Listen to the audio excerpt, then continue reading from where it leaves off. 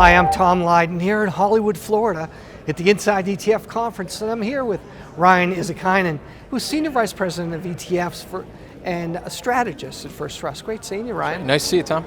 You folks are really unique in the fact that you've got a lot of active and smart beta strategies as well. What are you seeing are the biggest trends going into 2020 that advisors are thinking about? Yeah, well, surprisingly, active management has made a really big comeback when it comes to ETFs, especially within fixed income. That's where we're seeing the strongest growth within actively managed ETFs. At First Trust, that has been one of our largest areas of growth over the last few years, and it comes down to the ability to really manage risk. When it comes to equities, we've had a lot of sort of a shift in popularity towards these factor-based ETFs, and I think that has a lot to do with the fact that investors are still looking for ways to outperform, and when it comes to equities, those active managers haven't delivered. So with the markets being a little bit long in the tooth, and a lot of advisors are feeling that, what are some shifts that advisors are making within the ETFs that you manage?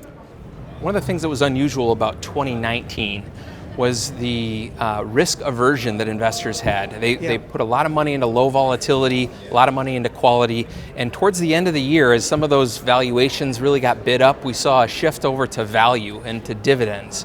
And given that we're expecting the Fed to stay pretty stable this year, we think those are trends that have legs, and we expect value and dividends to be some of the most popular factors this year in 2020. Yeah, and give me a couple of the tickers of the value and dividend ETFs that you folks have. Yeah, so one of our most popular and our largest ETFs is ticker FVD, our Value Line Dividend ETF. That's a strategy that combines some of those defensive characteristics like low volatility, quality, with dividend yield, and it's been really stable, low beta strategy, delivering a high level of alpha for that level of beta.